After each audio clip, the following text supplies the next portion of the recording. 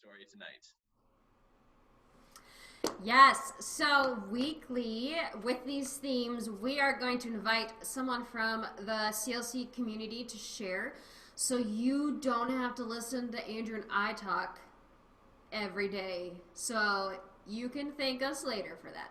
But for now, I am super excited to introduce to you, which I'm sure most of you know, Previn Solberg. And he's going to be unmuted. Great. And Previn is here, and he's going to share with us his story of new life from this time of pandemic uncertainty as a business owner of Invictus in Blaine. So you can see there's some shiny things behind him. It doesn't look like he's at home because I can see down here in the corner that Kiri and Clayton are at home, I'm assuming. So we're super glad to have you here with us, Previn. Why don't you just introduce yourself to everyone, if you don't mind? Well, first of all, cheers to everybody. I realize that being part of a church meeting, it's not very typical that you're drinking a beer, but I'm at a brewery. I own a brewery, so I'm drinking a beer. Yes. Feel free, anybody who wants to go get a beer right now, please do so. But I just wanted to say thanks to Sarah and everybody at Christ Lutheran for having me. As she already said, my name is Previn. My wife and I and family have been members of Christ Lutheran Church for, I don't know, Kiri, how long have we been here? 6 years? 4 years? 4 years? One of the things that Sarah had asked me to do is to tell, my story and show how God's working through our life and the Invictus, the business. And before we just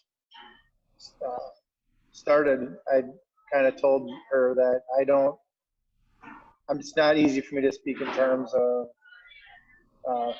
theological terms. That's just not the language that I use.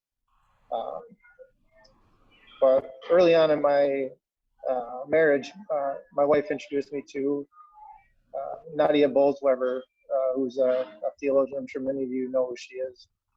And she said, my parents growing up always told us that our religion's based on grace. And I guess I sort of knew what that meant. But when my wife introduced me to Nadia, Nadia put it very, very easily in a way that made it a lot easier for me to understand, is that, we don't earn God's grace. We just do the best we can to live in response to it. So I guess I like to think that I try to live in response to God's grace every day, but certainly I'm not always good at it. But as we started this business, obviously with any business, you need to make money, and otherwise you just don't survive. So I'm not going to be one of those guys that says that we're not trying to make money, because we certainly are, but that wasn't the reason. If this was just a money-making proposition for us, I would have never done this. This was a lot more about community and just being a bigger part of our community and being more active in our community, more involved in our community, and that's the reason why we started this really in the first place, among a number of other things. So, I think the one thing that was really interesting to me is, particularly when we were forced to shut down our tap room, I had a lot of people come out and say, how are you doing? How is it going? How can we support you? How can we do all these things? And that was all great. But I kind of got to thinking one day, a few days after we had been closed, about how insignificant it is of the things that we do. We make beer. Let's face it, nobody really needs it. And we got a lot of people working on the front lines, and a lot of people that are providing public transportation, the police officers, firefighters that are still doing their jobs every day. And, I think they're the ones that really need a lot of recognition these days. We're just trying to stay afloat as any other business is right now, but I'm not sure that our situation is really that much dire, much more different than anybody else. It's just, I think ours is probably a little bit more public than most people's stories are. So I'm happy to tell it, but I'm not sure that our story is any more significant than anybody else's.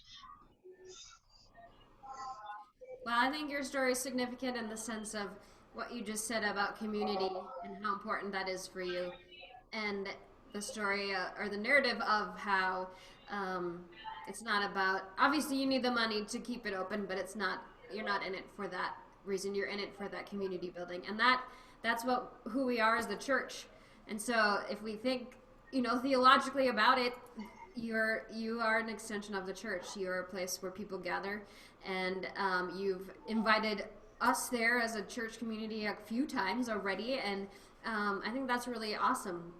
And I follow you on Facebook, and I see all the people that comment, and I've seen many people, Christ Lutheran members and not, that I know that really miss gathering there because it's a place for them to be together with friends. And also thinking theologically about it, people gather at a table there and they eat a meal and they drink beer. I mean, how close? We could get pretty any closer to wine here. So I'd say pretty theological in many ways of what you do there. So if you would share with us maybe just a little bit about kind of this transformation from being open one day to being closed the next day, and then you think, okay, what now until we can be open again? Because we all know there's so much hope, and you will be open again. Right. So talk about that this in between time right now. How does that look for you? Yeah. So I'm gonna preface that with just kind of a little bit of my backstory.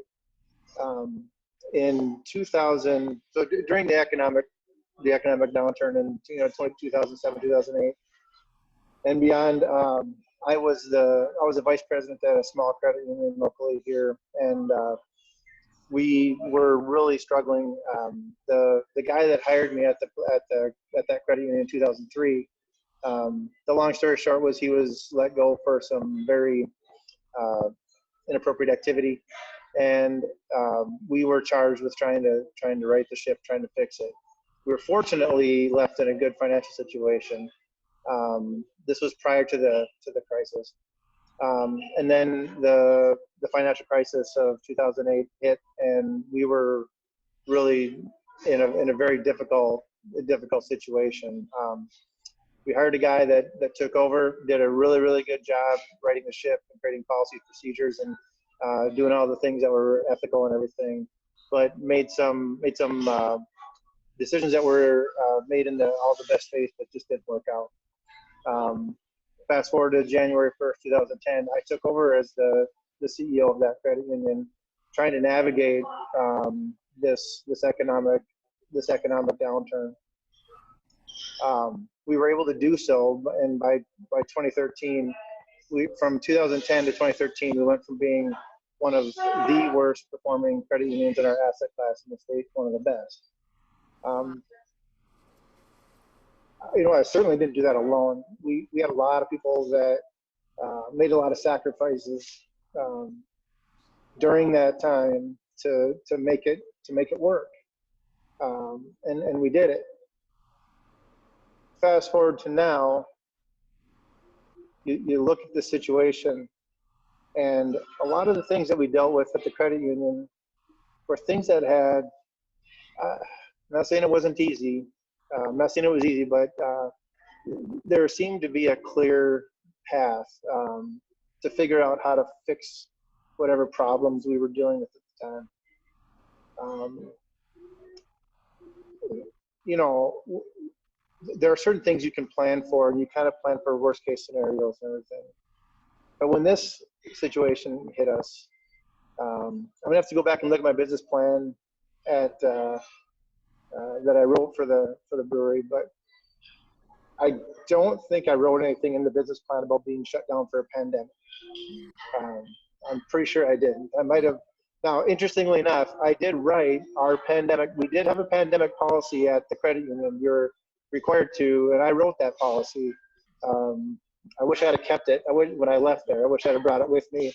But I'm sure that our actions would have been a lot different as a brewery than they would have been as a credit union. So, but nonetheless, one of the things that was probably the hardest, at least for me personally, was getting this grant. You got to steal my thunder here. Seriously, that's Brad. Brad's always got to steal my thunder. He's always got. I'm just kidding. Anyway, I guess when it was announced that we couldn't open the tap room, it's not that we didn't see it coming, because I think we all saw it coming. But I had nothing. Whenever there was a problem, I'm a problem solver by nature. I like solving problems. I had nothing here. I didn't think about this. I didn't plan for this. I think the only saving grace for me that kind of kept me somewhat insane was I think we were all in that same boat. I don't know if anybody. Maybe somebody has planned for a pandemic. Maybe someone's got all kinds of toilet paper and canned goods and boxes of cereal, whatever it is in the basement, but I don't. And I certainly didn't have a mechanism to sell beer in this kind of a situation. So we really, it was the first time, I think in my professional career anyway, where I just felt like I got nothing. So, and it was a very, very hard conversation for me to tell our employees that we can't make payroll next week and everybody's got to be laid off, including myself. And it was just, there he is again. See, Brent, you want to do this?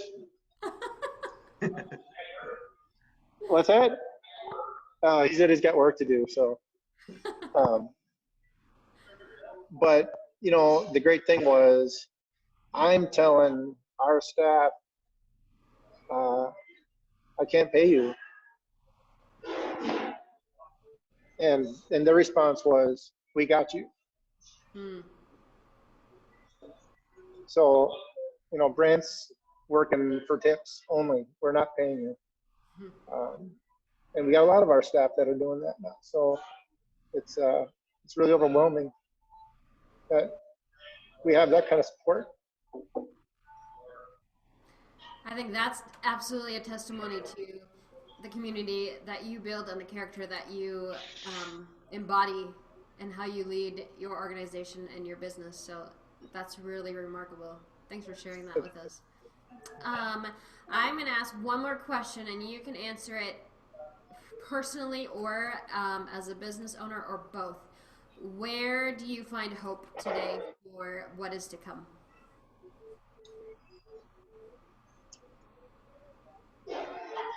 I think I kind of said it before that, well, first of all, the response has not been so positive just with our employees. The community has really stepped up as well. Many of you who are logged in here right now have come here and bought growlers and crowlers and food from the Tipsy Steer, and Keith Finkelstein's logged in here. He actually came and helped us can one day. Maybe perhaps not doing the best job of social distancing that day, but just to be part of the community. And I think that's where I find hope, is that I know that there's been some negativity surrounding this crisis, but I'll tell you what, this is one of those crises that I think overwhelmingly I've seen the best in people. I really have, and I'm not just saying that just about our employees or staff, but I think even just the community in general, for the most part, I've seen people kind of saying, I don't understand this, I don't get this, I don't know what's going on, but we're all in this together, so we're going to do what we have to do. That's beautiful. Thank you, Previn, for being here. Thanks for taking time out of your night to be here. I know, like, we can't hear everybody clapping for you, but I don't know, like, give spirit hands or something for Previn. Yes. There you go, Derek. I like it. Oh my goodness.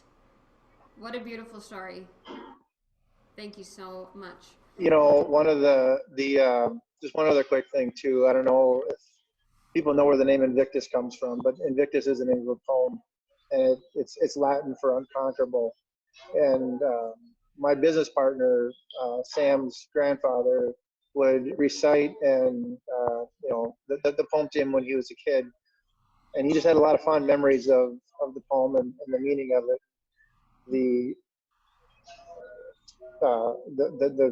theme of the poem is that despite all the difficult circumstances we experience in our life, that we are the masters of our fate, we are the captains of our soul, as the poem puts it.